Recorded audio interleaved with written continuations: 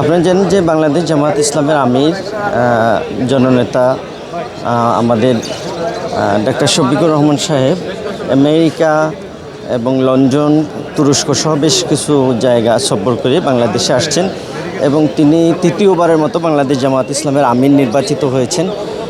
সেজন্যই আজকে এখানে তাকে সংবর্ধনা দেওয়ার জন্য বাংলাদেশ জামাত ইসলামের বিভিন্ন পর্যায়ের নেতাকর্মী এখানে সমবেত হয়েছে।